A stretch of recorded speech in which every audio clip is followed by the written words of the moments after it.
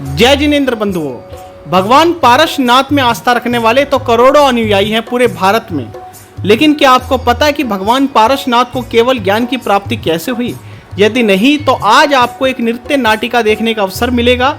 और सूरजमल विहार की कमेटी का मैं धन्यवाद करना चाहूँगा कि परम पूज्य मुनि श्री विभंजन सागर जी मुनिराज के सानिध्य में इतनी सुंदर नाटिका को रचा गया।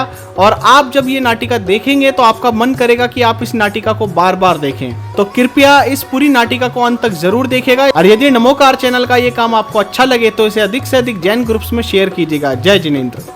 आजा आजा आजा आजा बचाओ। सभी विद्वानों के चरणों में वंदन करते हुए और आप सभी को जय जिनेंद्र कहते हुए इस कथानक को प्रारंभ करवाने के लिए जा रहा हूँ। चलते हैं उस पौधनपुर की ओर। वहाँ के राजा अरविंद और वहाँ पर उनके दो मंत्री हैं। एक मंत्री का नाम मरुभूति और एक का कमठ। मरुभूति विवाह के उपरांत अपने महलों की ओर चले आ रहे हैं। वहीं से प्रारंभ ये प्रसंग होता है पौधनपुर नगरी में।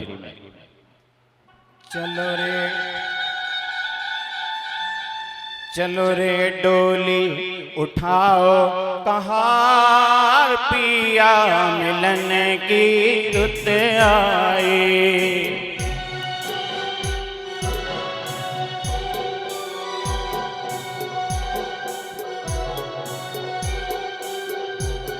आगे आगे है दूल्हा पीछे दुल्हनिया। आगे आगे है दूल्हा पीछे दुल्हनिया। आ पहुंची प्रीतम के द्वार पिया मिलन की रुत आई।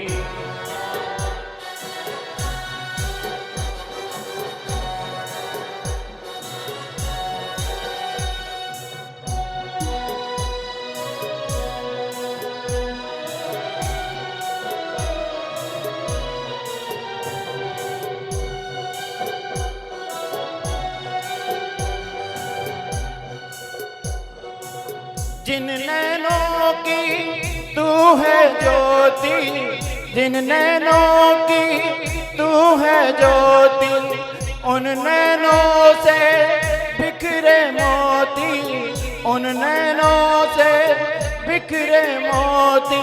आ पहुंची प्रीतम के द्वार पिया मिलन की रुत आई।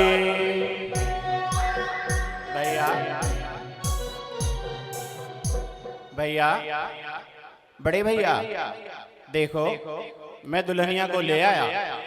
भैया भैया कमठराज देखो मैं दुल्हनिया लेकर द्वार तक पहुंच आया हूं। भैया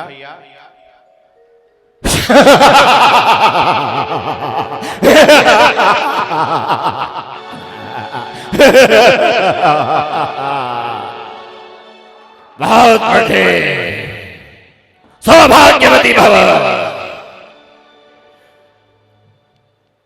मरुभूति तेरी पत्नी को देखकर तो ऐसा लगता है कि मानो तू आसमान से चांद का टुकड़ा ले आया हो रे।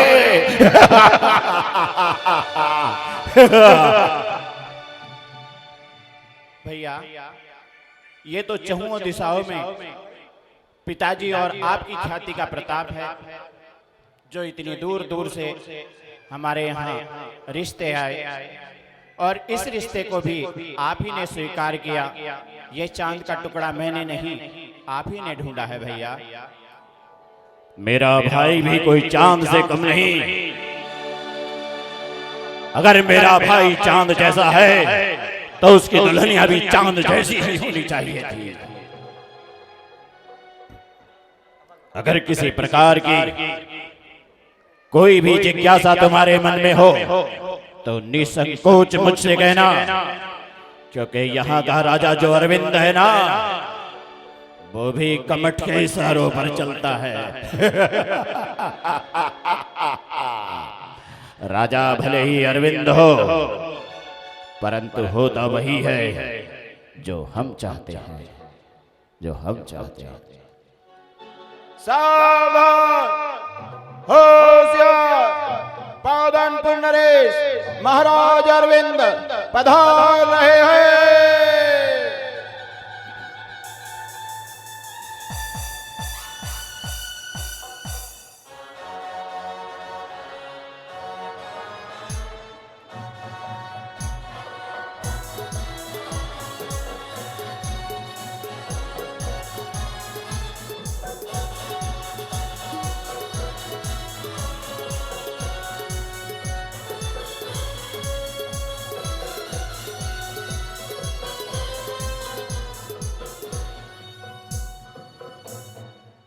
कहो राजा अरविंद, कैसे आना होगा?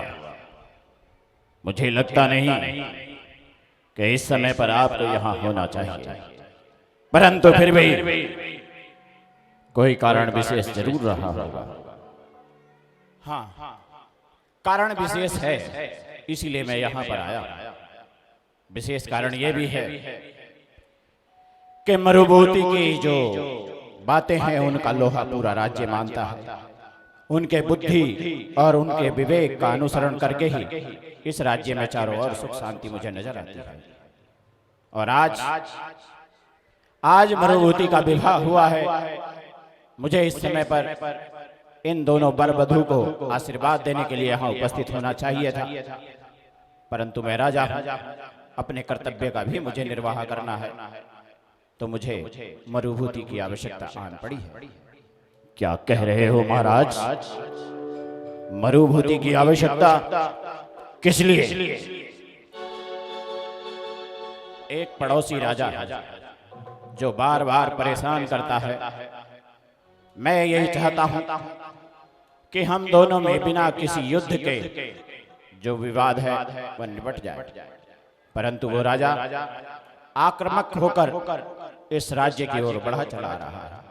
मुझे वहां एक बहुत ही सुंदर बुद्धि वाले व्यक्ति की वहां पर आवश्यकता है। मैं चाहता हूं कि मरुभूति वहां मेरे साथ चले। राजा अरविंद, चिंता क्यों करते हो? यदि मरुभूति का विवाह हुआ है तो क्या हुआ? उसका बड़ा भाई जाएगा और उस राजा को धूल चटा कराएगा।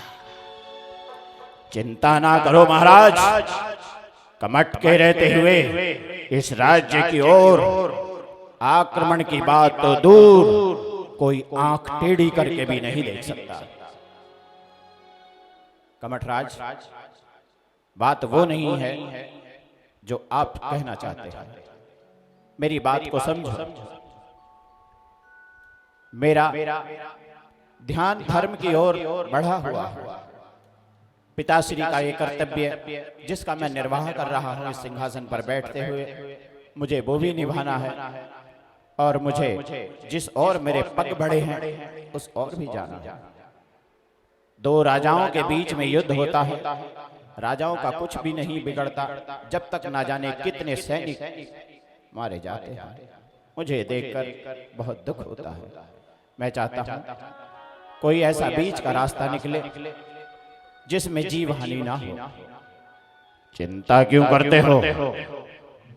मैं रात के समय में उनके खेमे के अंदर जाऊंगा और उस राजा की मुंडी अपने बगल में दबाकर तुम्हारे समक्ष लाकर डाल दूंगा। महाराज, चिंता मत करो। कमठराज, मैं इस राजनीति में कूटनीति का प्रयोग भी करना नहीं चाहता। तो महाराज आप चाहते क्या हैं? एक राजा होकर आपको ये दया की भीख मांगते हुए मुझे देखते हुए अच्छा नहीं लगता। राजा अगर राजा की तरह खड़ा ना हो, राजा अगर अपना सीना चौड़ा करके कुछ ना कह सके, तो उसे राजा होने का अधिकार भी नहीं है। यदि यही दया के भाव आपके मन में जगते हैं तो ये सिंहासन छोड़कर साधु क्यों नहीं बन जाते? ये राजपाट चलाने के लिए आपका पुत्र आएगा या अन्यथा कोई और राजा आएगा। जिस बुद्धि से आप काम लेना चाहते हैं वो बुद्धि एक दिन इस राज्य को किसी का गुलाम बना देगी। महाराज, मुझे आवश्यकता है, इस समय मरुभूति की आवश्यकता है।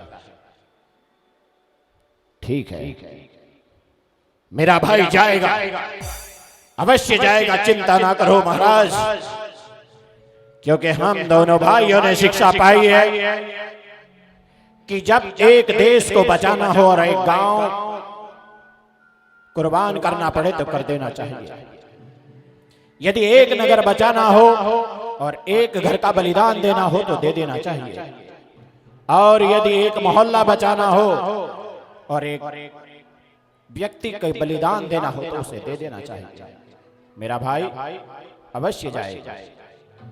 हाँ, चिंता का विषय यही है कि उस समय पर युद्ध भी हो सकता है, उस समय पर नीति भी काम आ सकती है, तो उसके लिए मुझे सबसे उपयुक्त तुम्हारा भाई मरुभूति लगता है।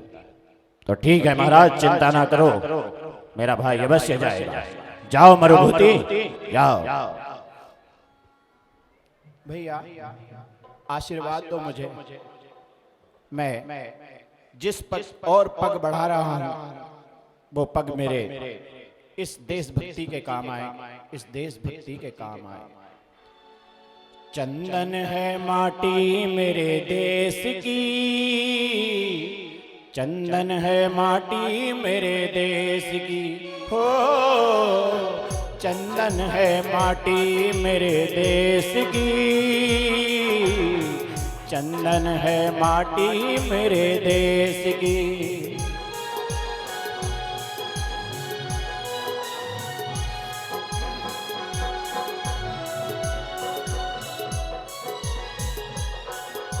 इस मिट्टी में जन्म लिया है, इसमें है मिल जाना, इस मिट्टी में जन्म लिया है, इसमें है मिल जाना। देश के खातिर हो बलिदान, देश के खातिर हो बलिदान, ऐसा मैंने जाना। चंदन है माटी मेरे देश की, चंदन है माटी मेरे देश की, हो चंदन है माटी मेरे देश की, चंदन है माटी मेरे देश की। जाओ जाओ जाओ, चंदन है माटी मेरे देश की, चंदन है माटी मेरे देश की।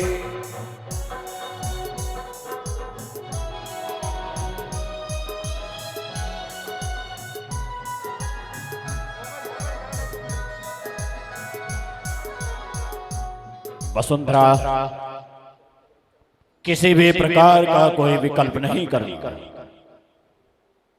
क्योंकि जो राज्य के पद पर सुशोभित होते हैं वो छत्री होते हैं, और छत्राणियों की आंखों में कभी अश्रु की धारा शोभा नहीं देती। मैं जानता हूं, मैं मानता हूं कि अभी अभी तुम अपना घर छोड़कर इस घर में आई हो।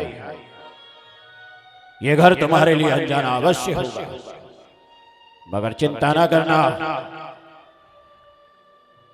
इस महल पर ही नहीं पूरे राज्य पर कमठ का राज चलता है। तुम इन महलों में आ गई हो तो ये मत समझना कि यहां पर तुम्हें किसी प्रकार की कोई परेशानी होगी। तुम्हें हम फूलों से भी अधिक चाहकर इन महलों में रखेंगे। जिन और तुम्हारे पग बढ़ेंगे ये कमठ वहां पर फूल बिछवा देगा। चिंता ना करना, जो इसने जो वात्सल्य तुमने अपने पिता के महलों में भी नहीं पाया वो तुम हमारे महलों में पाओगी वसुंधरा, हमारे महलों में पाओगी। किसी चीज की आवश्यकता हो तो प्रहरी को कहकर हमें बताएगा, चिंता ना करना। ठीक है, ठीक ठीक। आहा, चिंता ना करना। जब से मैंने इसकी तस्वीर को देखा, जब से मैंने इसके चित्र को देखा, तब से ये मेरे मस्तिष्क में है। मैंने प्रस्ताव भेजा इसके पिता को, परंतु उन्होंने इनकार कर दिया। मगर वो नहीं जानते कि कमट को जो चाहिए वो उसे किसी भी प्रकार प्राप्त कर सकता है।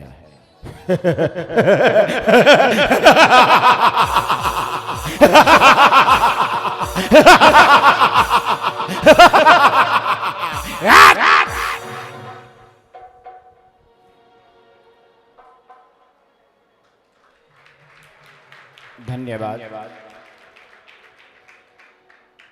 बाबुल, तेरी गलियां छोड़कर मैंने जैसे ही अपने ससुराल में कदम रखा, ये कैसी होनी है। ऐसा तो शायद किसी के साथ ना हुआ होगा कि जैसे ही किसी बेटी का विवाह होकर उसके घर में आए, अभी पग मेरे महलों में अच्छे से पड़े भी नहीं और मेरे पति को युद्ध पर जाना पड़ा। जानती हूं बेटी का जीवन और अधिक नहीं हो सकता। जब बेटी जन्म लेती है तो पिता के सहारे उसका जीवन चलता है। जब बेटी का विवाह हो जाता है तो पति के सहारे उसका जीवन चलता है। और जब उसका पुत्र युवा हो जाता है तो उस पुत्र के सहारे उसका जीवन चलता है। बेटी का जीवन मर्यादा का जीवन है। जो बेटी इस मर्यादा को लांघ देती है उसके जीवन में शांति नहीं रहती है। यही शिक्षा मैंने पाई है, यही शिक्षा मैं बांटना चाहती हूँ, यही शिक्षा सबको देना चाहती हूँ। बेटी पराया धन है। माँ के घर जब पल बढ़कर बड़ी होती है तो माँ कहती है तुझे दूसरे घर जाना है। दूसरे घर में आकर अपनी जगह खोजती है तो भी सास कह देती है कि पराए घर से आई है, जैसी भी है भर रहे हैं भर लेंगे। बेटी का जीवन पराए जीवन में ही बीतता जा रहा है। मेरा मानना यह है कि बेटी को जिस दिन पराया कहना बंद कर देंगे उस दिन बेटी किसी पर बोझ नहीं रहेगी। उस दिन बेटी किसी पर बोझ नहीं रहेगी, ना माँ पर बोझ रहेगी ना सास पर बोझ रहेगी। बेटी पराया धन नहीं है, बेटी पराया धन नहीं है। माँ के पास 4 बेटे हों तो वो घर में रहते हैं, माँ के पास एक बेटी हो तो उसे घर छोड़कर जाना पड़ता है।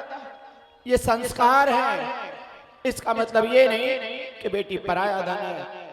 पराई नहीं हो सकती है, बेटी पराई नहीं हो सकती है।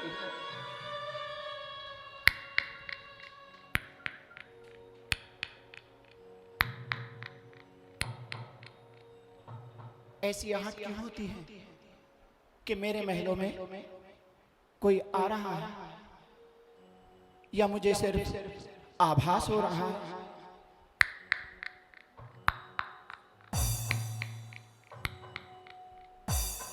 क्या कोई है?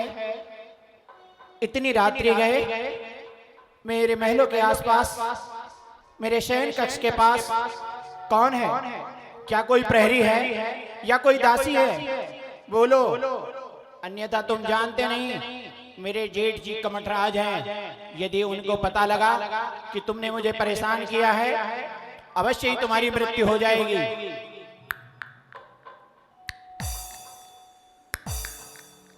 कौन है वहां? उस अंधेरे में कौन छिपा है? सामने आओ, सामने आओ, अन्यथा मैं अभी जेठ जी को आवाज लगाऊंगी। सामने आओ। कौन हो?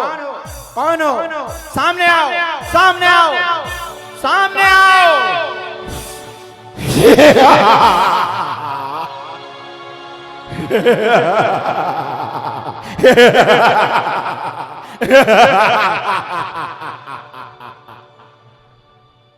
जेठ जी प्रणाम।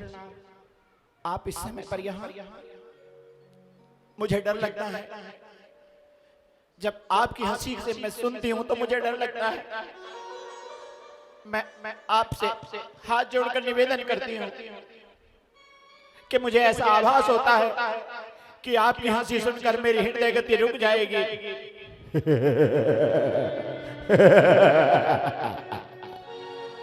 वसुंधरा, मेरी हंसी के सामने तो लाखों की संख्या के सैनिक अपने हथियार छोड़कर भाग जाते हैं, परंतु आज मैं तुम्हें बता देता हूं कि किसी भी परिस्थिति का हल सिर्फ चिंता नहीं हो सकता। यदि तुम चिंता में भी हंसने लगो तो वो चिंता दौड़कर दूर चली जाएगी, जैसे कमट के पास कोई चिंता नहीं है।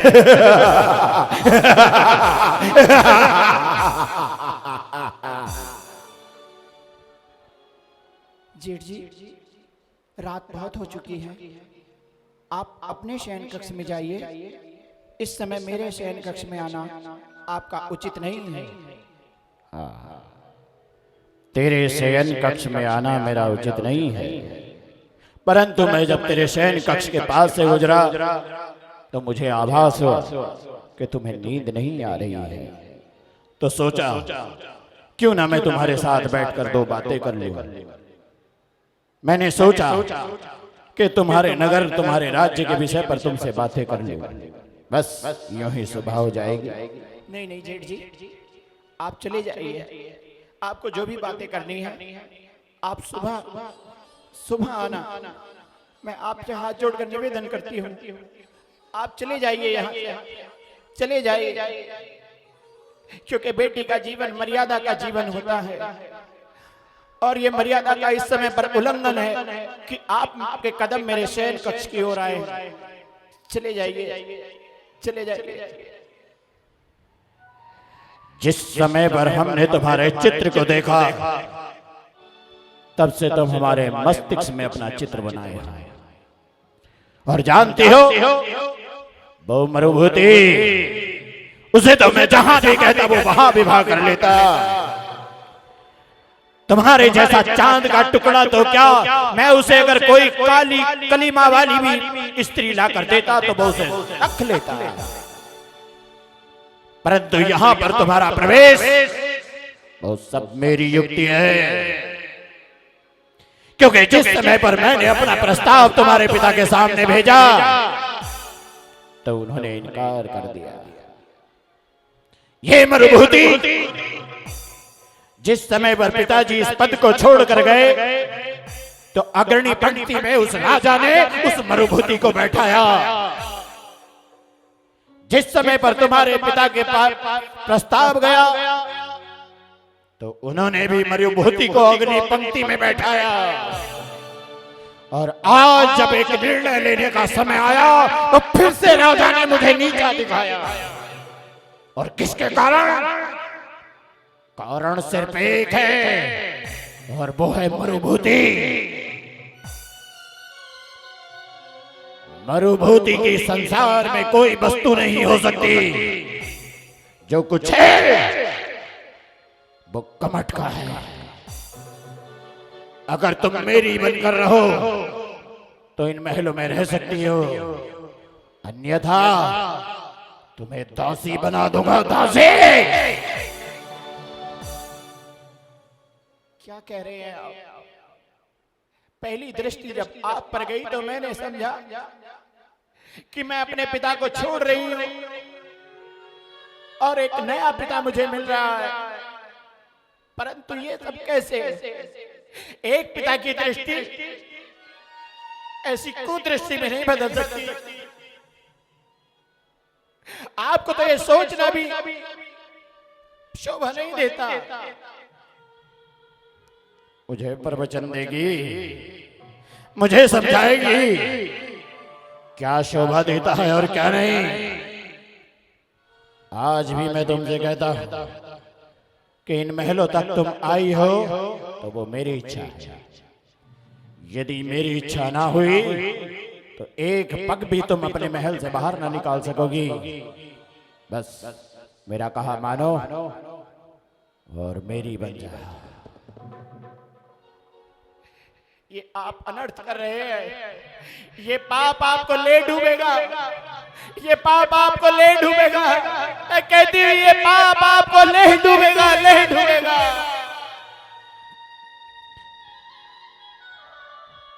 तू डुबोगी मुझे, ये देख अगर तू इनकार करेगी तो ये कमट तुझे डुबे देगा,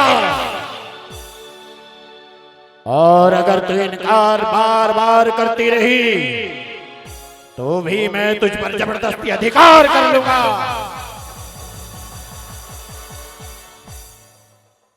मैं आपके आगे हाथ जोड़ती हूँ, मैं आपसे विनती करती हूँ, वंदन करती हूँ, जब तक मेरे पति नहीं आते तब तक मुझे मेरे पिता के यहाँ पर भिजवा दीजिए।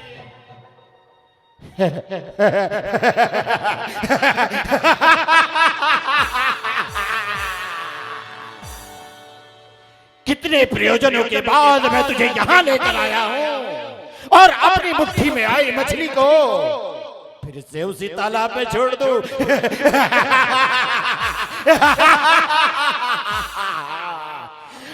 मैं अब बातों में व्यर्थ समय नहीं करूंगा।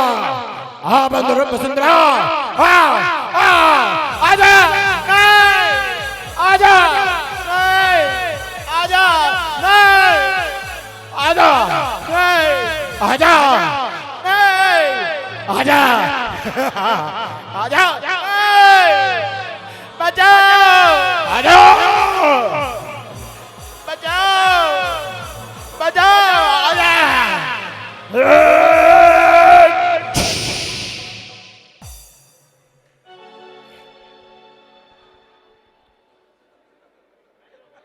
कौन है मेरे घर में दस्यु?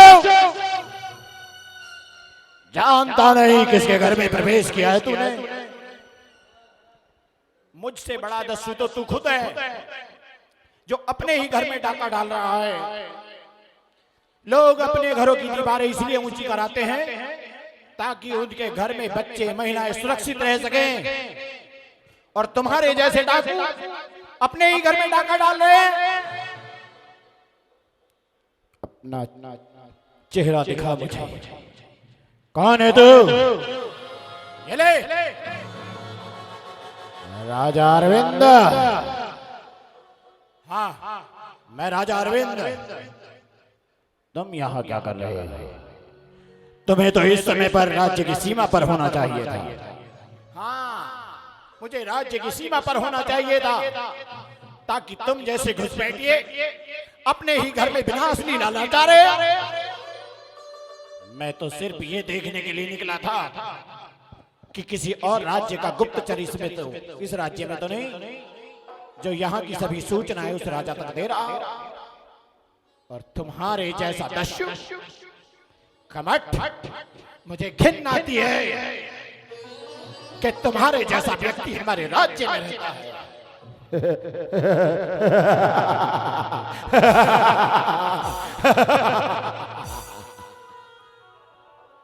राजा अरविंद, तुम्हारे जैसा निडर और कायर राजा सिंहासन पर बैठ ही नहीं सकता। ये तो चहुओं दिशाओं में इस कमट का वर्चस्व है जो इस राज्य की ओर दृष्टि नहीं होती, वरना तुम्हें तो कभी का उतार कर कोई भी राजा फेंक देता। जाओ, मेरे घर से निकल जाओ और अपना कार्य करो।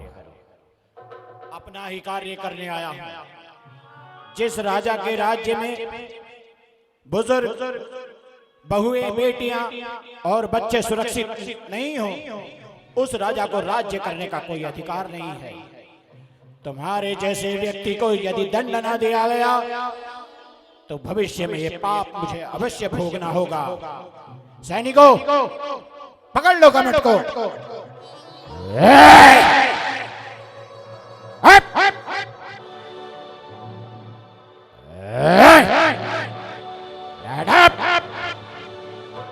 मार डालूंगा, मार डालूंगा मैं तुम्हें।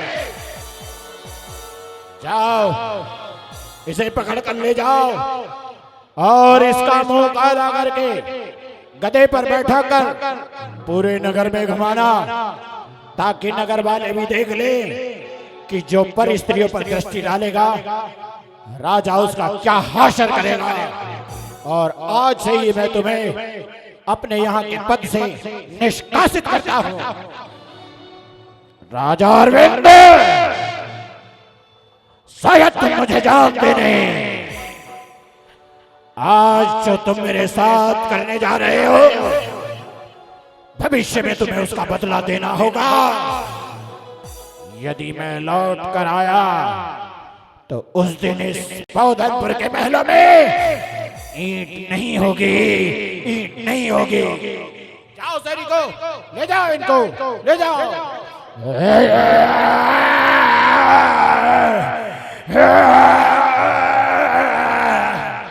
राजा अरविंद, एक दिन लौटूंगा मैं, एक दिन लौटूंगा, लौटूंगा।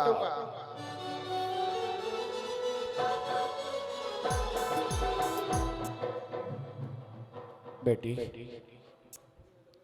मैं हाथ जोड़कर तुमसे माफी मांगता हूं कि ये विपत्ति अगर इस समय राज्य पर नहीं आती तो जो कुकृत्य तुम्हारे साथ हुआ है वो नहीं होता। राजा जी, अब तो मुझे ये भी दिखाई नहीं देता मैं किस पथ की ओर जाऊं। मैं आपसे निवेदन करती हूँ कि मुझे मेरे पिता के यहाँ भिजवा दीजिए। राजा जी, भिजवा दीजिए। नहीं बेटी, कितने अरमानों से तुम्हारे पिता ने डोली को विदा किया होगा, कितने अरमानों से तुम्हारे परिवारजनों ने तुम्हें विदा किया होगा। यदि अपने पति के बिना तुम अपने राज्य में जाओगी तो तुम्हारे पति दुखी होंगे, पिता दुखी होंगे। ये वृत्तांत सुनकर वो दुखी होंगे। जब तक तुम मेरी बेटी बनकर मेरे महलों में रहो। राजा जी, आप मुझे अपनी बेटी बनाकर अपने घर ले जाना चाहते हैं, परंतु मेरा तो पिता शब्द से ही भरोसा उठ गया है। वो कपट जिसे मैं अपना पिता समान समझती थी, उसी की कुदृष्टि मुझ पर डल गई। मैं कैसे विश्वास करूं कि मैं आपके घर में सुरक्षित रहूंगी। चिंता ना कर बेटी, मैं तुझे वचन देता हूं कि तेरे पिता की तरह ही मेरे महलों में तेरे साथ व्यवहार किया जाएगा। मैं तुझे वचन देता हूं,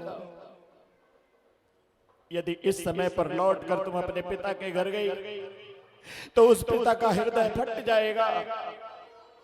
एक पिता के लिए सबसे बड़ा दुख यही होता है कि अगर उसे ऐसा लगे कि उसकी बेटी का घर बिगड़ रहा है तो उसे पिता बर्दाश्त नहीं कर सकता। मेरी बेटी, तुझे मुझ पर विश्वास करना ही होगा, तुझे मुझ पर विश्वास करना ही होगा।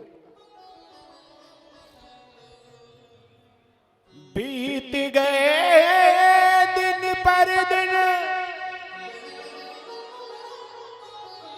कमठ का मुंह काला किया, नगर नगर घुमाया उसको, नगर वालों ने हल्ला किया। काला काला तेरा मुंह काला, काला काला तेरा मुंह काला, काला तेरा मुंह काला, मुंह काला, मुंह काला, काला मुंह काला, मुंह काला। ये देखो इसका मुंह काला।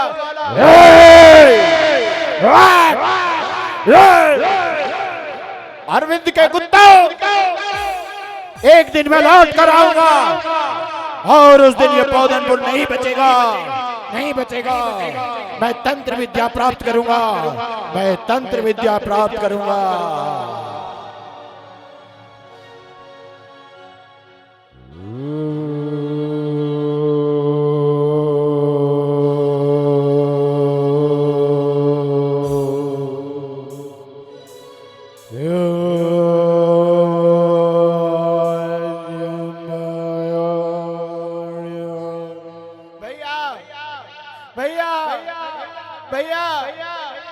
भैया घर चलो भैया, जो हुआ मैं उसके लिए क्षमा मांगता हूँ भैया। घर चलो भैया। लौट जा यहाँ से, लौट जा। अब मैं उस नगरी में नहीं जाऊंगा। मैं जिस दिन जाऊंगा उस दिन वो बौद्धनपुर नहीं रहेगा। जा, लौट जाओ। मैं आपको लिए बिना नहीं जा सकता। पिताजी के बाद आप ही मेरा सहारा हो, आप ही मेरी छत्र छाया हो।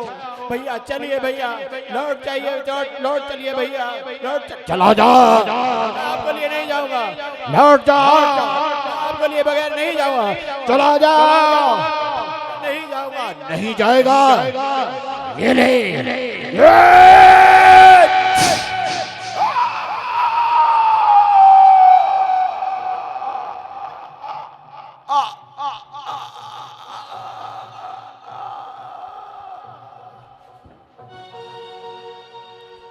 ये नगर, यहाँ के लोग मुझे तप नहीं करने देंगे।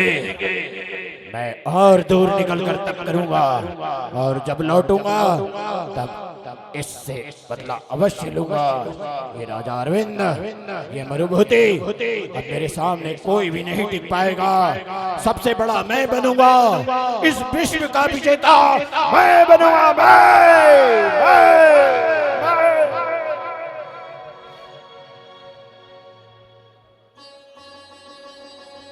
रहे वो उनसे बदला ले रहा, इसी प्रकार वो कभी मुनि बन रहे तो वो अजगर बन रहा।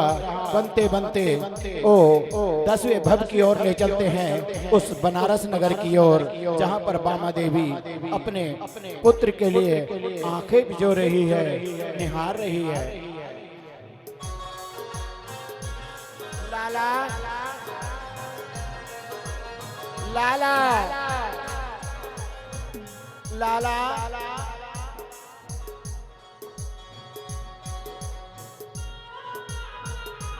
कुमार, अरे हो कुमार, कुमार पता नहीं ये भी किधर चला जाता है।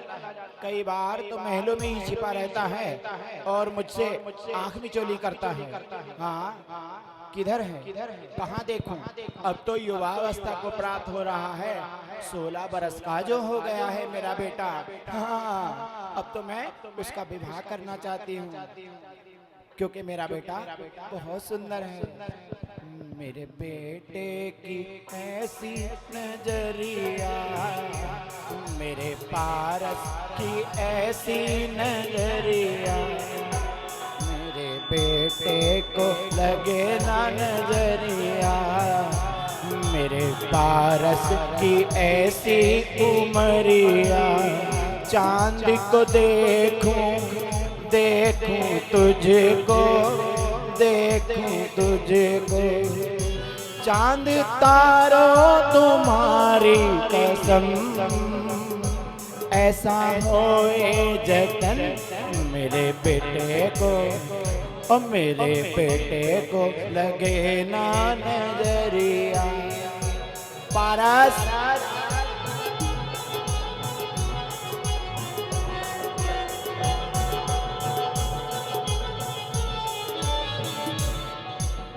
पारस पारस पारस पारस।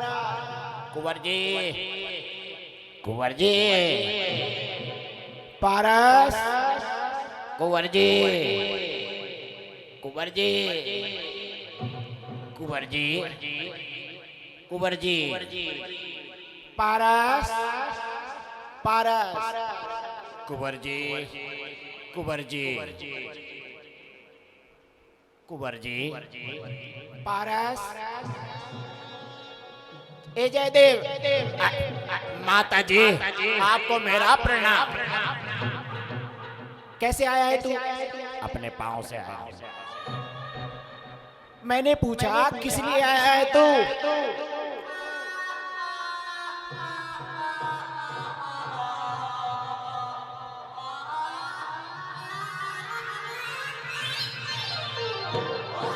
समझ गई मैं, हलवा मांग रहा है तू। माता जी कैसी बातें करती हो? आपको ऐसा क्यों लगता है कि मैं हमेशा खाने की बात करता हूँ?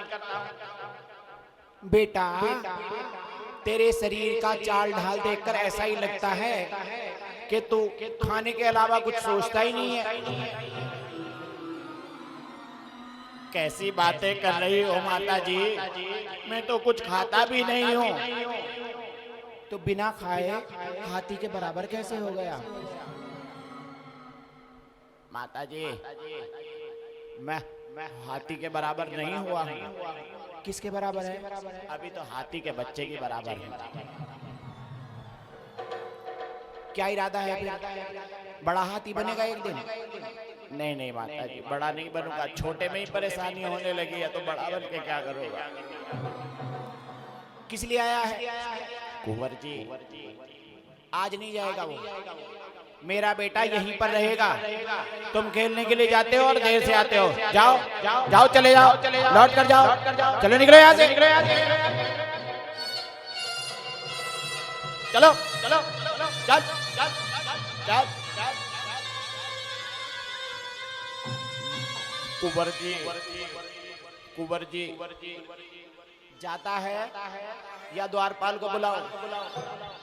चाहे समरपाल को बुला लो या कृपाल को बुला लो, जाने वाला तो हूं नहीं जाएगा। नहीं जाऊंगा। जाता है कि नहीं? जा रहा। पारस, आज देखती हूँ, पूछती हूँ आज कैसे जाता है ये। पारस, पारस, बेटा पारस, पारस। कुंवर जी, कुंवर जी, कुंवर जी, कुंवर जी। ये कैसी आवाज है? मैंने तो उसको भेज दिया। मेरे कानों में बार बार क्यों आवाज सुनाई दे रही है? पारस, कुंवर जी, पारस, कुंवर जी, पारस, कुंवर जी, पारस, कुंवर जी। ये क्या हो रहा है? मैं पारस कह रही हूँ और कुंवर जी की आवाज सुनाई दे रही है। क्या महलों में कोई है? कोई दिखता तो नहीं है, पर आवाज कहाँ से आ रही है? कहाँ है? शायद उस कोने में कोई है। हाँ वही है, वहीं जाकर देखती हूँ। हाँ हाँ, अच्छा तू है जयदेव।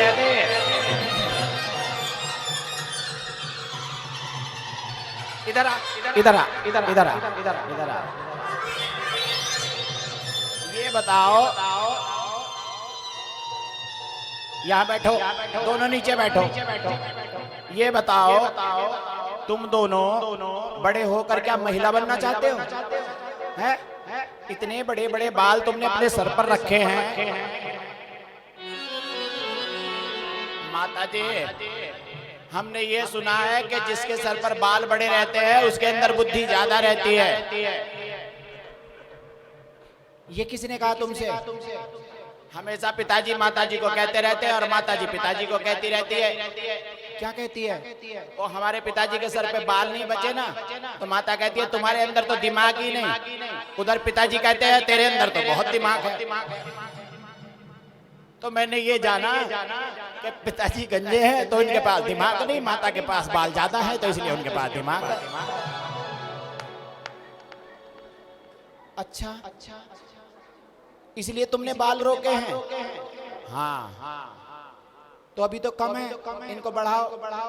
अब बढ़ाने के लिए माता जी हमको वो चाहिए ना, थोड़ा तेल घी, कुछ मिल ही नहीं रहा खाने के लिए। अच्छा, तुझे खाने के लिए नहीं मिल रहा इसलिए तू ऐसा है? अगर खाने के लिए मिल गया तो फिर कैसा हो जाएगा? फिर इसके जैसा हो जाऊंगा जैसा ये साथी बैठा है मेरा। वाह, खा के पतला होएगा। माँ, हाँ बेटा। अरे देखो मेरा बेटा आ गया। कुंवर जी, कुंवर जी, कुंवर जी, कुंवर जी, कुंवर जी, कुंवर जी, कुंवर जी, कुंवर जी, कुंवर जी। अरे हटो, भागो यहाँ से, चलो निकलो। आज मेरा बेटा जाने वाला नहीं है। चलो चलो चलो, जाओ जाओ जाओ जाओ जाओ जाओ। अरे जा। मैं ये सोचती हूँ कि जंगल में तू खेलने के लिए जाता है, अगर तेरे पीछे कुत्ते पड़ गए तो तू कैसे बचेगा? बचने की क्या जरूरत है? कुत्तों के ऊपर गिर जाऊंगा। पक्की बात है, अगर तू कुत्तों के ऊपर गिरा तो कुत्ते नहीं बचेंगे। कुंवर जी, नहीं जाएगा ना खेलने के लिए, निकल यहाँ से। और देख बेटा, आज तू नहीं जाएगा, अब बड़ा हो गया है, 16 वर्ष की उम्र हो गई है तेरी, मैं तेरा विवाह करूंगी। हाँ, कुंवर कुंवर जी। अरे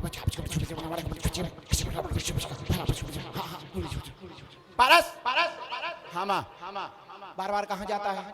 कहीं नहीं, यहीं रहता हूँ।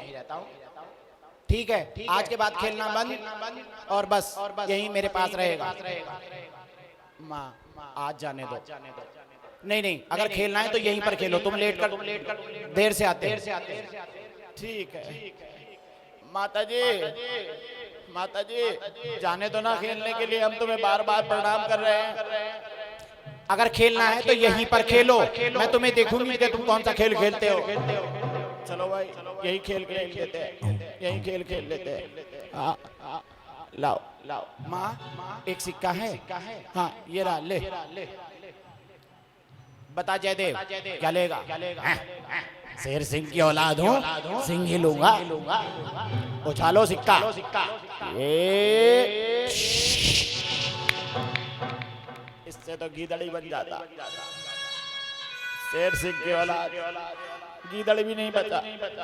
चलो भाई बांधो मेरी आंख पर पट्टी।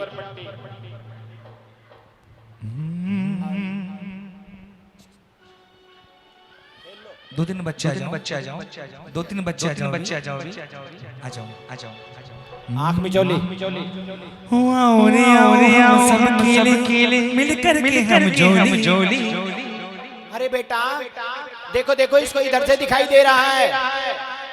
माता जी आपको मेरा बारंबार प्रणाम।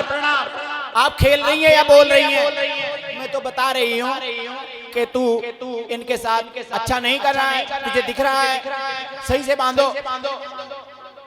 ठीक है बांधो पारस जी, ढंग से बांधो बेटा, टाइट और तेज और खींचो। देखो इसको इधर से दिखाई दे रहा है, इधर से दिख रहा है। माता जी आप बोल रही हैं या खेल रही हैं? मैं खेल नहीं रही हूँ, सिर्फ बता रही हूँ। तो आप दूर खड़ी हो जाओ, पीछे हो जाओ। सिर्फ देखना है, आपको बोलना नहीं है। और माता आंगन में सभी खेले संग में आगे पीछे घूम रहे पारस जी के संग में। माता आंगन में सभी खेले संग में आगे पीछे घूम रहे पारस जी के संग में।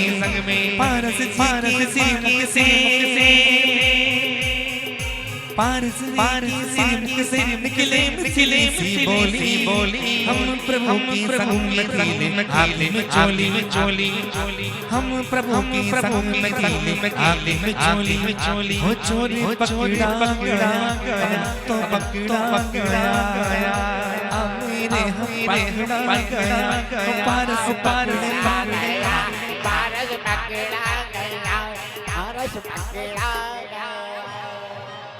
चलो आओ बांधो। अब कुंवर जी को पट्टी बंधेगी। बैठ जाओ कुंवर जी। हाँ बैठ जाइए। ले भाई पकड़ जरा। हाँ बांध। ये कहीं से दिखाई ना दे, जोर से खींच दे। हाँ पकड़ो उधर से। अरे रुको। क्या हुआ माता जी? देखो मेरे बेटे की आंखें कोमल है, जरा धीरे से पट्टी बांधना। अरे वाह माता जी, आपके बेटे की आंखें कोमल और मेरी आंखें पत्थर की। मेरा बेटा जयदेव, मैं लंगड़ा ही ठीक हूँ। मैं तुझे हलवा खिलाऊंगी, मुझे नहीं खानी। मैं तुझे पूरी खिलाऊंगी, मुझे कुछ भी नहीं खाना। ये देखो मेरा पेट, मैं घर से छक कर आया। फिर भी बेटा उतनी तेज नहीं बांधता, मेरा बेटा कोमल है, ये मेरा लाल है ना। हाँ आपका बेटा आपका लाल है और हम अपनी माँ के पत्थर है। बांधो रे बांधो। चलो पीछे, माता जी आप पीछे हटो, ये खेल है हमारा, तुम तो देखते जाओ बस। ये चलो खड़ा करो। ओ आमीरे हम जोली खेले आके चोली बागों में बहारों में मिलियो बारो तुझे ढूंढूं तो छिप जाए।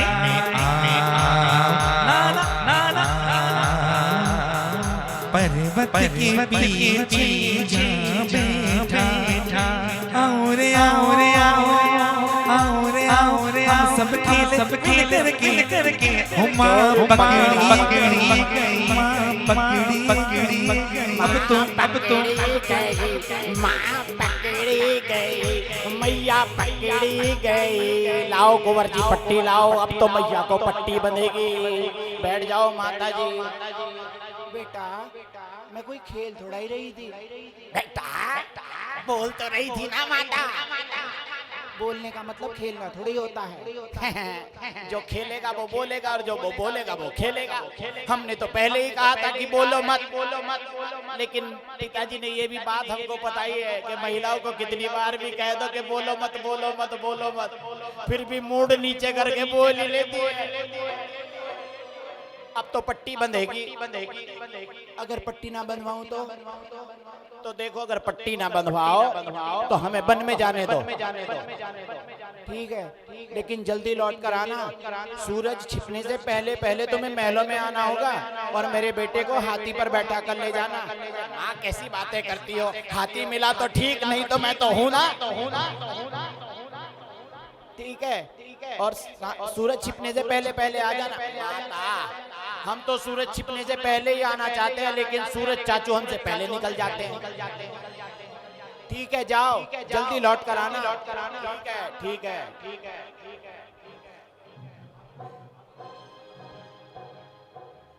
रथ हाथी पर हुए सवार, वो पारस राजकुमार।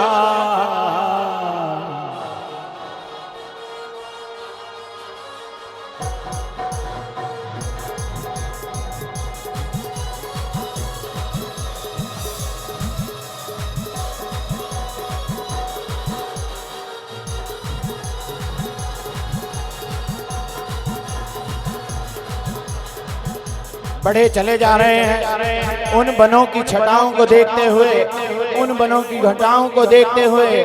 कभी पारस कहते हैं कि हाथी को उधर मोड़ लो, कभी पारस कहते हैं कि हाथी को उधर मोड़ लो। सारे के सारे बच्चे खेलते हुए और उस प्रकृति का आनंद लेते हुए उस घटा की ओर बढ़े चले जा रहे हैं, बढ़े चले जा रहे हैं।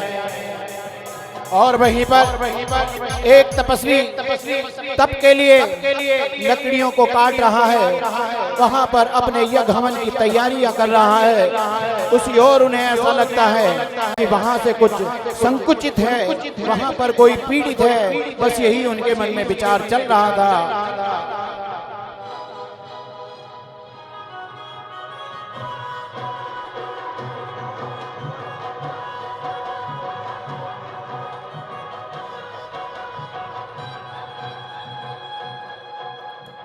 और पारस प्रभु ने देखा कि उसी ओर कुछ है, वहां पर किसी पीड़ा की आवाज आ रही है, कोई करना आ रहा है, किसी की वेदना है जो उनके कर्णों तक आ रही है। जंगल बीच में चलते चलते पारस बाबा हुए खड़े, जंगल बीच में चलते चलते।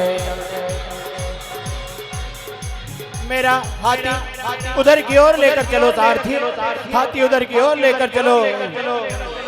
जंगल बीच में चलते चलते पारस बाबा हुए खड़े, जंगल बीच में चलते चलते।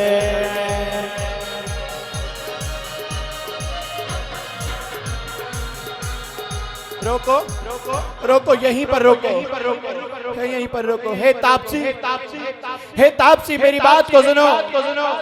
मैं आपसे निवेदन करता हूँ कि जो लकड़ियां आप इस हवन के लिए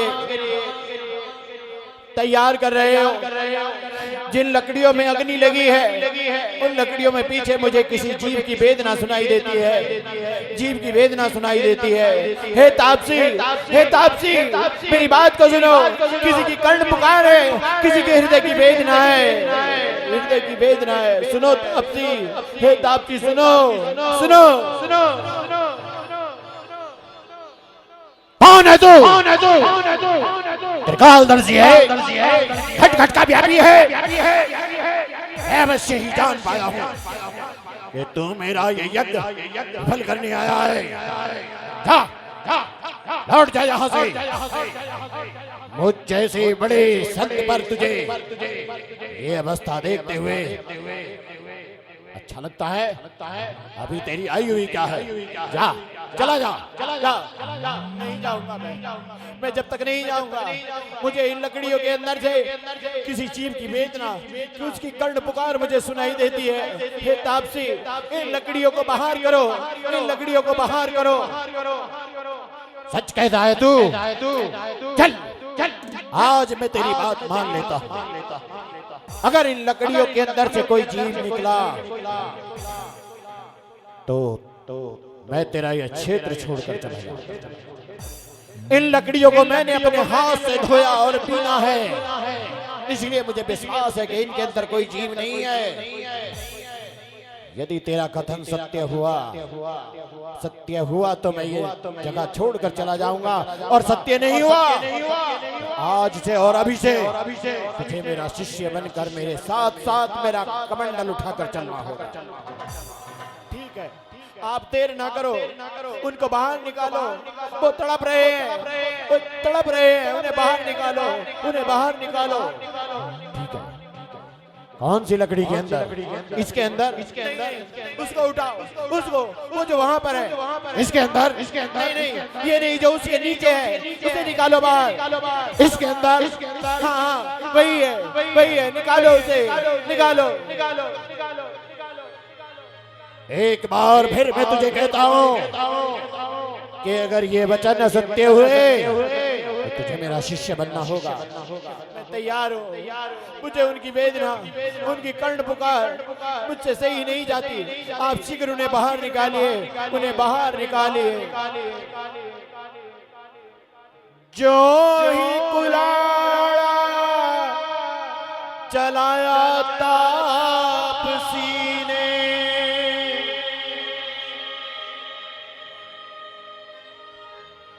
जो ही कुलाड़ा चलाया तापसी ने,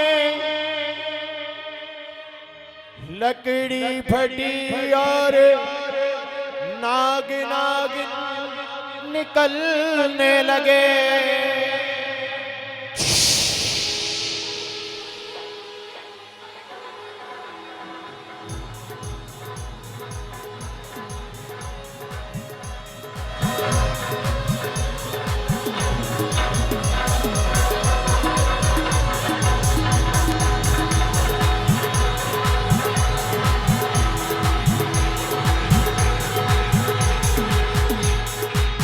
ये क्या? ये कैसे हो गया? असंभव!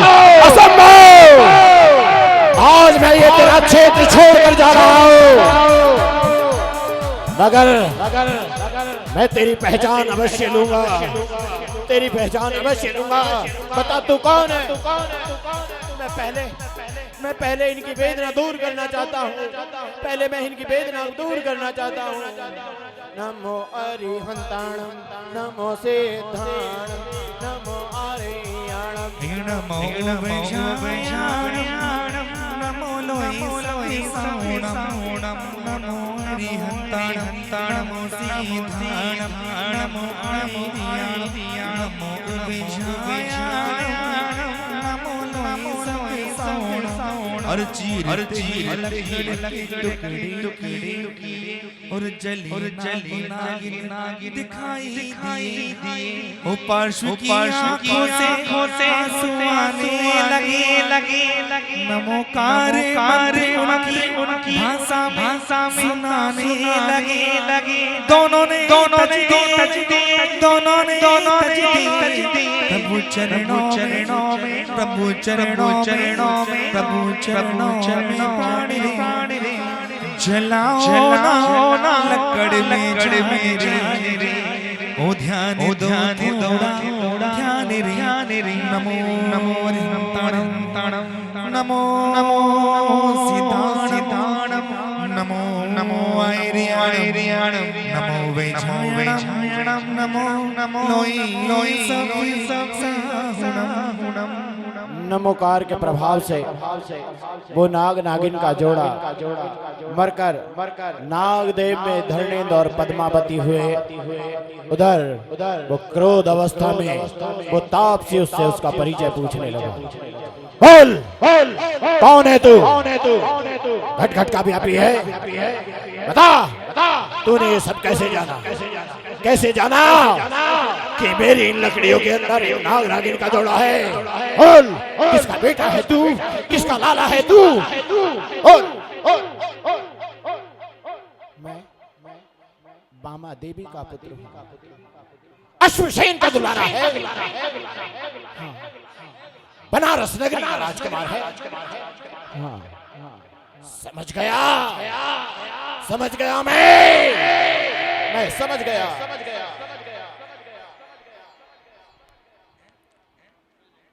तू मरुभूति, मैं कमठ। तू मरुभूति, मैं कमठ। तू हाथी, मैं सांप। तू मुनि, मैं अजगर। तू देव गति में, मैं नरक गति में। मगर मैं आज तक बदला नहीं ले पाया, और आज तूने फिर मुझे नीचा दिखा दिया। और कारण यही रहा कि आज तूने मेरा यज्ञ विफल किया है। मैं इसे पूर्ण करूंगा, मैं तुझसे बदला लूंगा, अवश्य लूंगा, बदला लूंगा मैं, बदला लूंगा। बदला भव भव में मुझसे बदला लेता आ रहा है।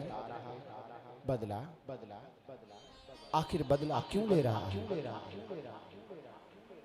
क्या चाहता है? एक पर्याय से दूसरी पर्याय बदल रही है।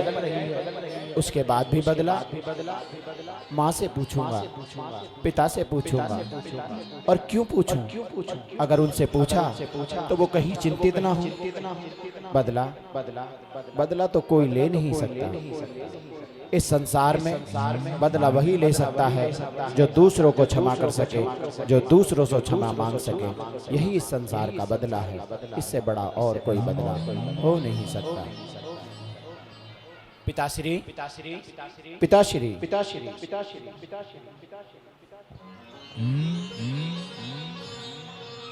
और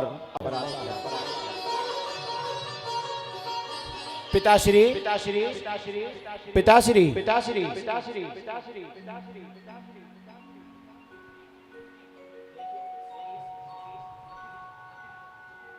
बदला, मैं बदला, मेरा मन बदला। पिताश्री, मैं आपसे जानना चाहता हूँ, बदले की भावना क्या है? पुत्र, जो स्वयं को बदल सके वही बदला है। जो इस संसार को बदल सके वही बदला है। बदले की भावना किसी को ठेस पहुंचाना नहीं है। बदले की भावना किसी से बदला लेना नहीं है। बदला वही है जो किसी को बदल सके। बदला वही है जो अपनी आत्मा को बदल सके। बदला यही है जो इस संसार को छोड़ सके, जो इस संसार से च्युत होकर अपनी आत्मा को परमात्मा में सिद्ध कर सके। बस यही बदला है और कोई भी बदला नहीं। बेटा, उपहार के लिए एक अयोध्या का दूत आया है जो तुम्हें उपहार देना चाहता है। इस समय पर एक अनेकों उपहार आए और वो तुमने सभी स्वीकार किए। इस अयोध्या के दूत की भी भेंट स्वीकार करो। महाराज की जय हो, बनारस युवराज की जय हो। हे बनारस के युवराज, हमारे अयोध्या के महाराज की ओर से आप ये भेंट स्वीकार कीजिए। स्वीकार है, परंतु तुम अयोध्या से आए हो। मैं अयोध्या के विषय पर जानना चाहता हूँ। महाराज, एक अश्व हमारे राजा ने आपको दिया है जो उस अयोध्या का सबसे उन्नत अश्व है। आप उसे भी स्वीकार करें। आपकी अश्वशाला तक वो पहुंचा दिया गया। मुझे बताओ कि अयोध्या कैसी है? आज तक सिर्फ सुना है, आज अयोध्या से दूत आया है, मैं उसे भी जानना चाहता हूँ। हम बंदी जन हम बंदी जन अपने अयोध्या की वृद्धावली बखान करें। हम बंदी जन हम बंदी जन अपने अयोध्या की वृद्धावली बखान करें। हम बंदी जन शाश्वत भूमि अयोध्या के एक नाभि राय महाराजा, नाभि काटी उपाय किया कहाँ एक कुल कर राजा। हम बंदी जन अहम इंद्र का जीव अपने विमान से च्युत जब वो हुआ, हिला सिंहासन सौ धर्म का सभी इंद्रों ने नमन किया। हम बंदी जन कुबेर इंद्र ने अयोध्या का फिर से जीर्णोद्धार किया। एक दिन में 14 करोड़ रत्नों का भंडार दिया। हम बंदी जन हम बंदी जन जन्म हुआ आदि प्रभु का, विश्व का कल्याण हुआ। त्राही त्राही हुई जगत में कल्प वृक्षों का हास हुआ। हम बंदी जन सटकर्म का उपदेश दिया, जनमानस कल्याण किया। 13 लाख वर्ष पूर्व प्रभु ने अपना शासन किया। हम बंदी जन जन्मों उत्सव पर नीलाना ने नृत्य कर गुणगान किया। मरी नीलाना बीच में तो सौधर्म ने उसे प्रकट किया। हम बंदी जन पुत्र भरत ने अयोध्या पर पिता का कर्तव्य निभाया। भरत के नाम से ही ये देश भारत कहलाया। हम बंदी जन हम बंदी जन प्रथम मोक्षगामी पुत्र आदिनाथ के अनंत वीर्य, बाहुबली के बल का पूरे विश्व में शौर्य। हम बंदी जन हम बंदी जन ठहरो हे दूत तुम्हारी बात सुनकर मुझे आभास हुआ कि उस समय पर आदिनाथ प्रभु के पास 84 लाख वर्ष पूर्व की आयु थी। आज हमारे पास उतनी आयु नहीं है। हमें अपने आत्म कल्याण की ओर बढ़ जाना चाहिए, चले जाना चाहिए, चले जाना चाहिए। अच्छा हुआ इस समय पर तुम आए और तुमने मुझे ये राग से वैराग का मार्ग दिखा दिया, अपनी आत्मा का रास्ता दिखा दिया। पुत्र ये तुम क्या कह रहे हो? मैं स्वयं ये सोच रहा हूँ कि इस राजपाट को तुम्हें सौंपकर और मैं उस ओर कदम बढ़ाऊं, परंतु तुम मुझसे पहले नहीं पुत्र, अभी तुम्हारा विवाह होना है, तुम नहीं जा सकते, तुम्हारा विवाह होना। पिताश्री विवाह तो मेरा हो गया है, उस वैराग्य दुल्हनिया से हो गया है, बस उसी को लेने जा रहा हूँ, उसी को लेने जा रहा हूँ।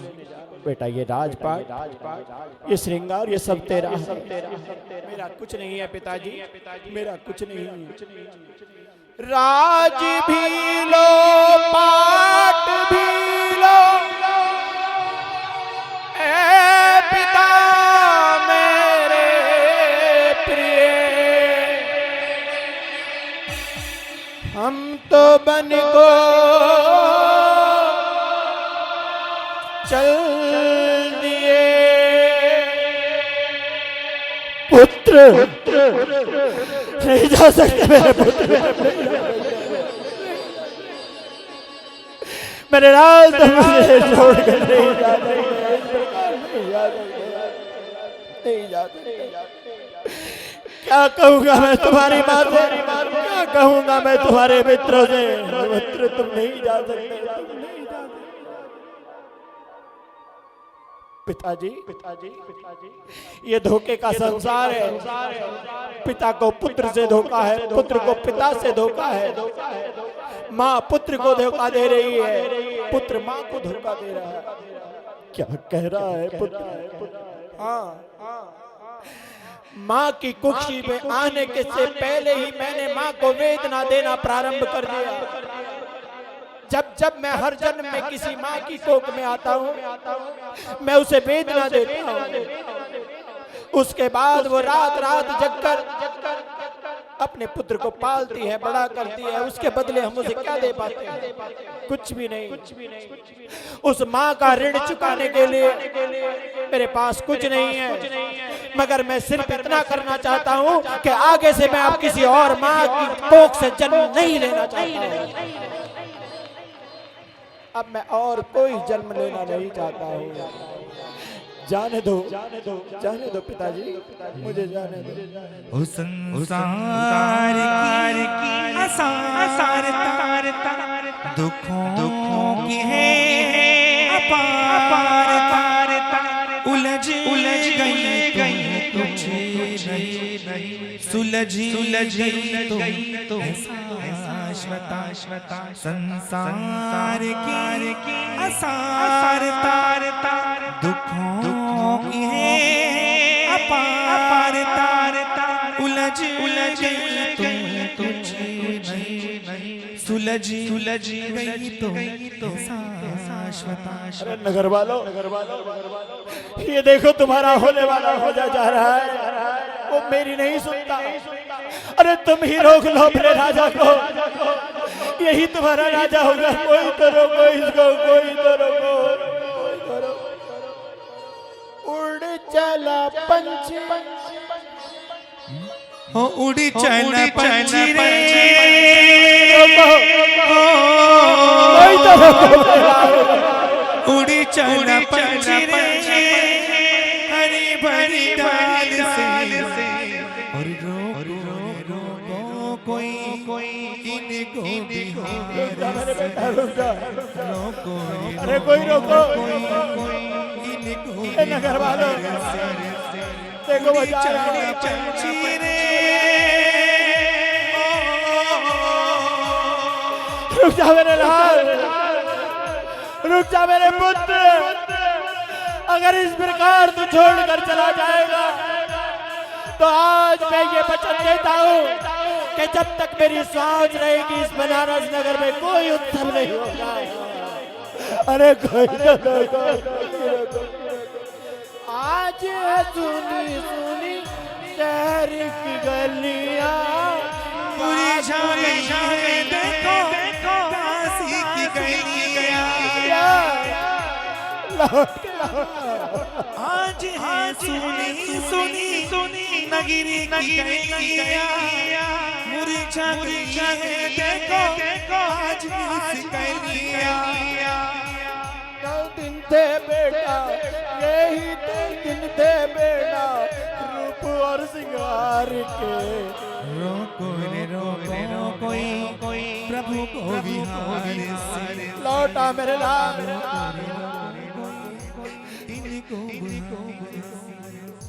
ये आभूषण नहीं जाओ मेरे चांद नहीं जाओ, ये आभूषण नहीं जाओ इनको कौन पहनेगा? मेरे चांद नहीं जाओ। सौगंध तुम्हें मेरी, सौगंध तुम्हें मेरी, मुझे तेरा ना तड़पाओ। मेरे लाल नहीं जाओ, मेरे चांद नहीं जाओ। लौटा मेरे पुत्र। भाग्यशाली वो पिता है, भाग्यशाली वो माँ है कि जिनके घर में ऐसे बेटे जन्म लेते हैं। भाग्यशाली वो माँ है, भाग्यशाली वो पिता है जिसने विभंजन सागर महाराज जैसे पुत्र रत्न को जन्म दिया। भाग्यशाली वो माँ है, भाग्यशाली वो पिता है जिसने प्रयागमती माता जैसी बेटी को जन्म दिया। अरे अपने लिए तो बेटे बेटी सभी देते हैं, लेकिन बड़े पुण्यवान वो माता पिता होते हैं जो धर्म के लिए अपने बेटे और बेटियों को देते हैं। बड़ा हृदय होता है उनके पास, क्योंकि ये जो ममता है ना वो बार बार रोकती है। जिसको कलेजे में बैठा कर, जिसको गले से लिपटा कर रात भर सुलाया हो, जिसे कांधे पर बैठा कर मेला दिखाया हो, और एक दिन वो बेटा कहे कि मैं तुम्हारा घर छोड़ कर जा रहा हूं, उस पिता से पूछ कर देखना, उस माँ से पूछ कर देखना कि उसने कौन सा पत्थर अपने हृदय पर रखकर वो लाल इस समाज को दिया होगा, वो बेटी समाज को दी होगी। बार बार वंदन करता हूँ, बार बार नमन करता हूँ, बार बार नमन करता हूँ। और वो कमट का जीव नीच जाति का देव बना, उधर प्रभु अही क्षेत्र में बैठकर अपना ध्यान कर रहे हैं। उस अही क्षेत्र में उसी ओर उस कमट के जीव का विमान उस अही क्षेत्र से निकलता हुआ जा रहा है।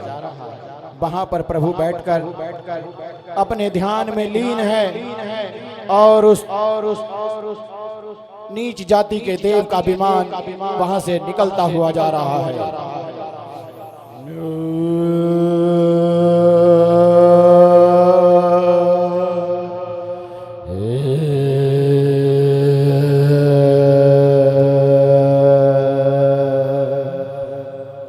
ये क्या हुआ? इस क्षेत्र में ऐसी कौन सी शक्ति है जो मेरे मार्ग को अवरुद्ध कर रही है? इस विश्व में ऐसी कोई शक्ति नहीं जो मेरे विमान का मार्ग रोक सके। इस शक्ति का नाश कर दूंगा, जो भी है उसका विनाश कर दूंगा। मैं विश्व का अकेला ही राजा रहूंगा, अकेला ही शक्तिशाली जीव रहूंगा। हाँ, देखता हूँ सो, देखता हूँ सो।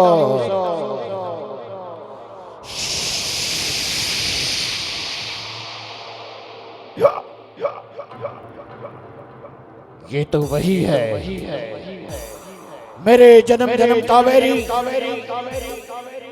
ये वही है, वही है।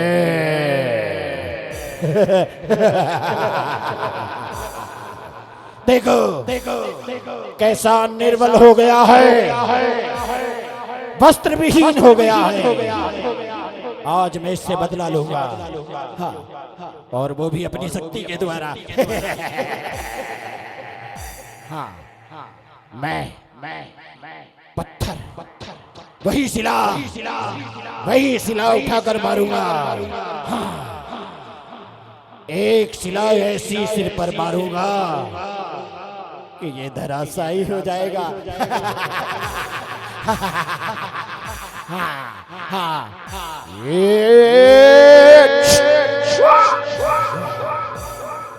और बड़ी सिला उठाऊंगा।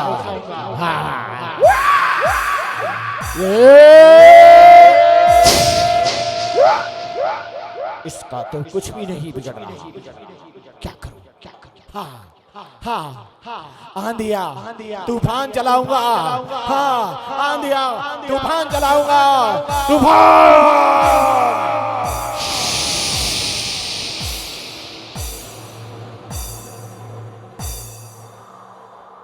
अभी भी कुछ नहीं बिगड़ा, अभी भी कुछ नहीं बिगड़ा। तो शायद इसे ऐसा लगता है कि मेरी शक्ति कमजोर है। अब मैं इसे डुबा डालूंगा पानी के अंदर। जब इसे श्वास नहीं आएगी ये मर जाएगा। मेरा बैरी मर जाएगा, मेरा बैरी मर जाएगा। हे मेघा, मैं तुम्हें आज्ञा देता हूँ, बरसो और बरसो, मेघा बरसो, बरसो मेघा, मेघा बरसो।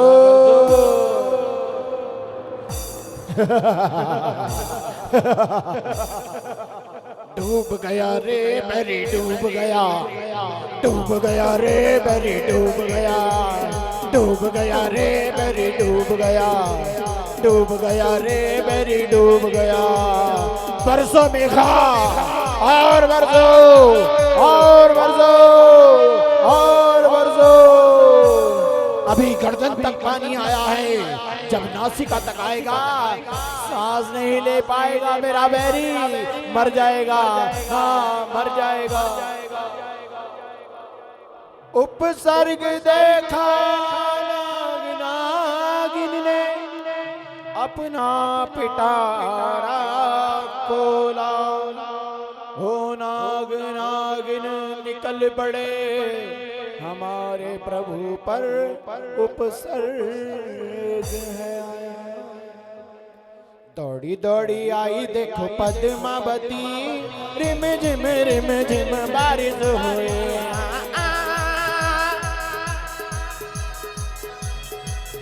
बरसो मेघा और जोर से बरसो और जोर से मरगो मेघा और जोर से।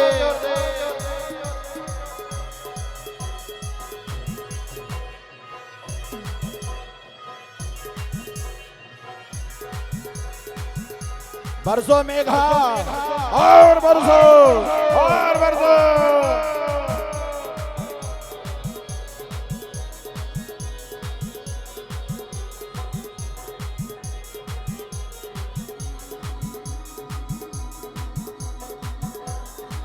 जिन्होंने हमें नवकार सुनाया उन पे देवा उपसर्ग है आया, उन पे देवा उपसर्ग है आया।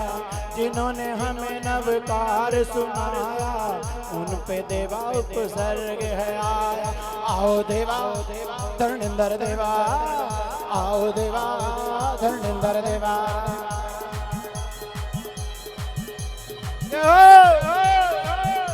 बरसो मेघा और बरसो और बरसो।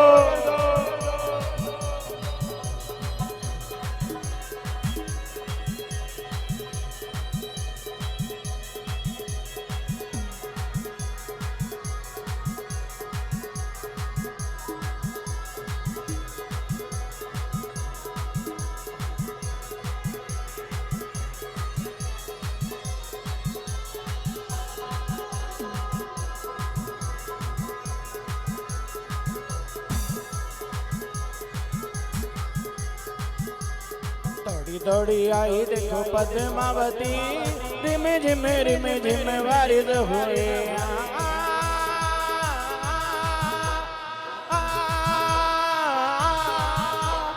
बरसो और बरसो।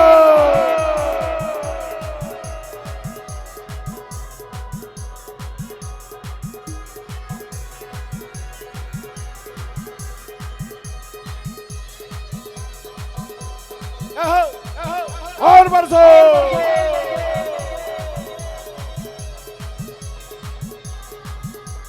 डूब गया रे बैरी डूब गया, डूब गया रे बैरी डूब गया, डूब गया रे बैरी डूब गया।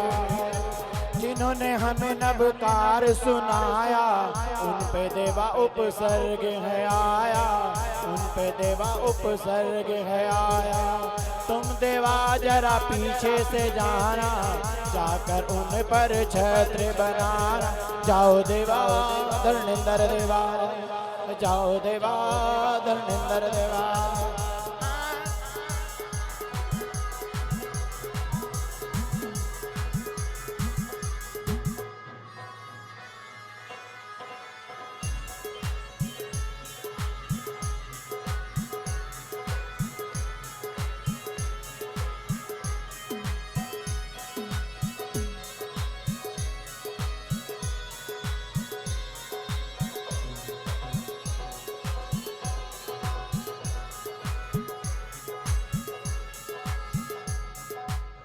अतिशय अतिशय अतिशय हार गया मैं, हार गया हार गया हार गया। मैं 10 भवों में भी तुमसे बदला ले नहीं पाया और तुमने कभी मुझसे बदला लिया नहीं। तुम भव्य जीव हो, तुम भव्य हो, तुम महान हो। हे प्रभु, मुझे अपनी शरण में ले लो प्रभु, मुझे अपनी शरण में ले लो प्रभु। आपकी जय हो, जय हो, जय हो प्रभु, जय हो। बोलिए पार्षद भगवान की। और आज प्रभु को केवल ज्ञान हो गया, आत्मा परमात्मा भगवान हो गया। ताली जोरदार, ताली जोरदार।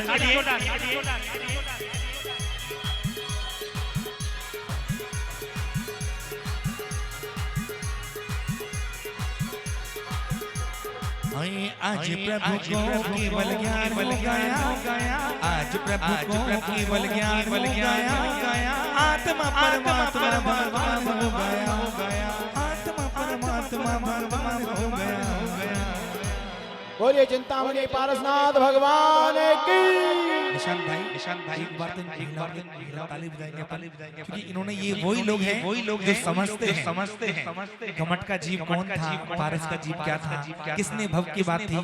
इसका मतलब आप इंटरेस्टेड थे, आपको समझ में आता है, इसलिए दिल से धन्यवाद देना चाहूंगा आपको कि आपने पूरा, मुझे तो लग रहा था कि इतने मनोज जी ने सबने इतनी मेहनत की है, ये सब इतने अच्छे कलाकार हैं, लेकिन वही लोग हैं निशांत भाई जो समझते हैं ये धर्म के मर्म को समझते हैं। जी अविनाश भैया 2 मिनट की भक्ति कर लें सब लोग। हाँ नहीं खड़े हो करेंगे थोड़ा 2 मिनट आपके लिए एक बात बोलो जी बोलो।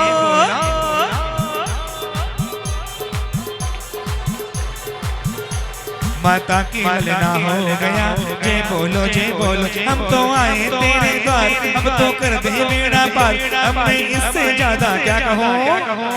सारे शहर में हल्ला हो गया, जय बोलो सारे शहर में हल्ला हो गया, जय बोलो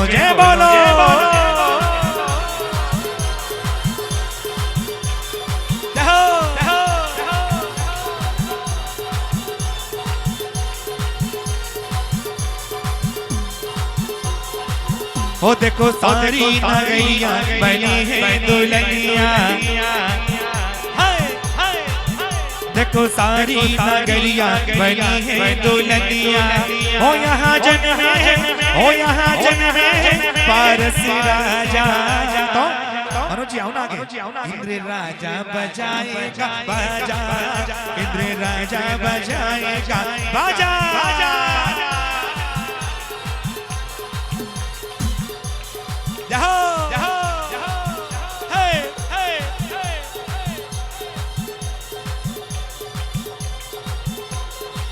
ओ देखो सारी नगरिया बनी है दुल्हनिया,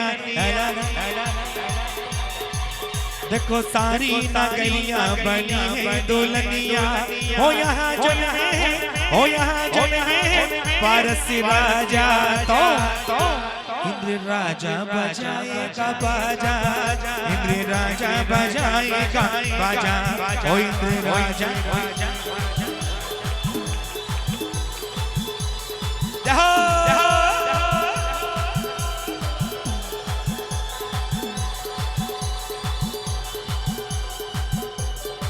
सत्येंद्र जैन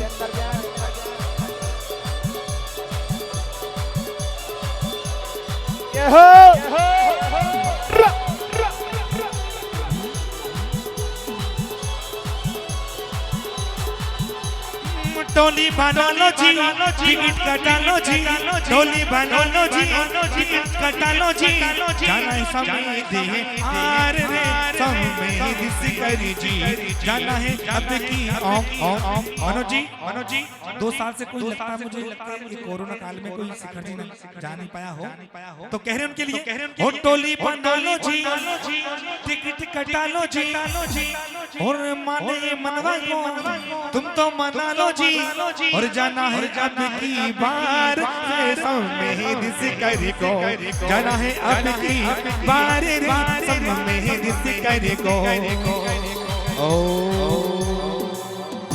सत्येंद्र जैन होगी भगवान को मोक्ष होगा।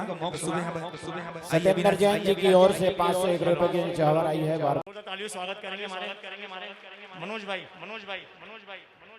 एक बार निशान भाई का स्वागत करेंगे, जोरदार तालियों से स्वागत करेंगे।